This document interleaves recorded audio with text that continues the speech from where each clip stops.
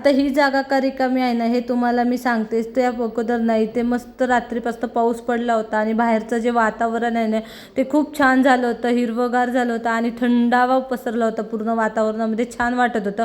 आणि त्यात ना आज आहे चतुर्थी म्हणून म्हणलं चला पूजा करण्यासाठी फुलं काढून घेऊया. आणि सकाळी जर फुलं तोडली तरच मला फुलं मिळतात, नाही तर नंतर मिळत नाही. आणि हे जे हा जो वेळ आहे ना ही 5:30ची वेळ आहे सकाळची, कारण डबा करण्यासाठी लवकरच उठावं लागतं, कारण आई जातात 6:30 वाजता.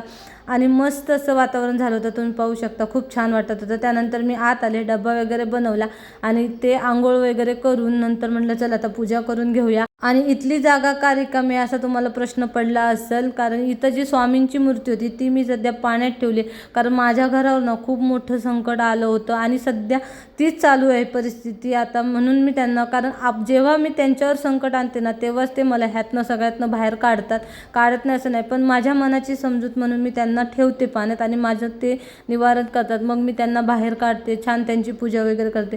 पण कारण हे संकट जे आहेत ना ती काही कधी सांगून येत नाहीत, पण अचानक एवढी येऊन धडकतात ना की काय करावं काय नाही ना ते काहीच सुचत नाही. मग त्यावेळेस आपल्याला आधार हा फक्त देवाचाच असतो आणि मी त्यांनाच हे करते, वेठीस धरते की नाही का तुम्हीच आता ह्यातनं मार्ग दाखवा. आणि ते प्रत्येक वेळेला मला मार्ग दाखवतात, पण जोपर्यंत मी त्यांच्यावर काही बोजा देत नाही ना तोपर्यंत ते मला मार्ग दाखवतात का नाही हे मला कळत नाही.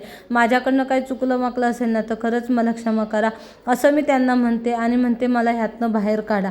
मग मी नंतर सगळी जी काही कामं होती ना, पूजा वगैरे केली, त्यानंतर पुरींचा डब्बा वगैरे भरला, त्यांना शाळेत सोडून आले. आणि बाहेर पाऊस पडत असल्यामुळे ना मला कपडे वाळत घालायला कुठंच जागा नव्हती, म्हणून मग असं काहीतरी जुगाड करून मी कपडे गॅलरीतच वाळत टाकले. आणि त्यानंतर म्हणलं आता चला सगळं काम तर झालं आहे, म्हटलं संध्याकाळी मोदक करायचे चतुर्थीमुळे, म्हणून मी इथं नारळ सोलून घेतला आणि स्क्रूड्रायव्हर देण्यात छान नारळ सोलला जातो. मग तो मी नारळ सोलला आणि त्यातलं पाणी मी जिजाला प्यायला दिलं, पण जिजाने पाणी न पिता सगळं सांडवून टाकलं. आणि त्यानंतर नाही ते चतुर्थी आणि शुक्रवार असल्यामुळे ह्या आजींना परडी भरायला आल्या होत्या, कारण त्यांच्याकडे परडी आहे.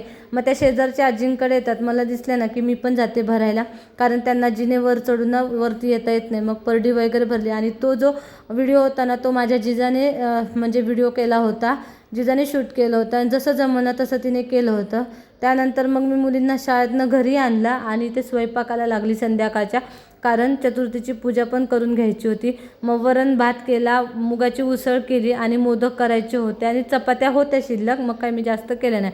तर इथे मी सारण खोबरं खाऊन सारण वगैरे बनवून घेतलं आणि त्यानंतर इथे उकडीचे नारळाचे मोदक करायचे, त्यासाठी मी कढई गरम करायला ठेवली. त्यामध्ये ज्या वाटीने मी पीठ मोजून घेतलं होतं ना त्याच वाटीने मी 1 वाटी पाणी घातलं, त्यानंतर मीठ टाकलं आणि थोडंसं तेल टाकलं. इथं तुम्ही तुपाचा पण वापर करू शकता. आणि पाण्याला उकळी आल्यानंतर एका हाताने हटत ना ते मी पीठ आहे ना ते पाण्यात टाकलं आणि व्यवस्थित असं हटून घेतलं आणि झाकण लावून 5 मिनिटाची वाफ दिली. 5 मिनिटानंतर सगळं पीठ परातीत काढून घेतलं आणि त्यानंतर ना ते पीठ व्यवस्थित वाटीच्या साहाय्याने गरम गरमच मी हटून घेतलं.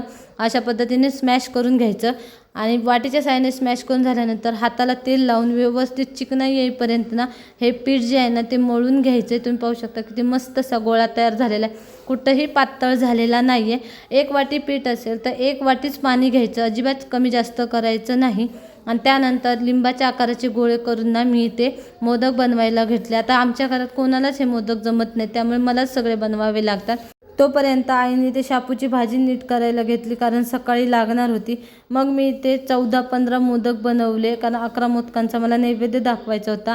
आणि बाकीचे मग हे मोदक ना मी उकडायला ठेवून दिले. पाणी थोडंसं गरम करून घेतलं आणि पातेल्यावर चाळण ठेवून मी मोदक उकडले. आता मोदक उकडते तोपर्यंत म्हटलं चला चतुर्थीची पूजा करून घ्यावी. पूजा केली, आरती केली आणि आपल्या इथं मस्त असं मोदक उकडले होते. मग मी मोदक ना एका डिशमध्ये काढून घेतले आणि त्यानंतर नैवेद्य दाखवला देवाला. आणि नंतर आम्ही सगळ्यांनी घरातल्याने एकत्र बसून ना जेवण केलं. असं एकत्र बसून जेवण केल्यावर ना खूप छान वाटतं. तर तुम्हाला माझा हा व्हिडिओ कसा वाटला हे कमेंट करून सांगा. व्हिडिओ आवडला तर लाईक आणि शेअर करा आणि अजूनही चॅनलला सबस्क्राईब केलं नसेल तर सबस्क्राईब करा.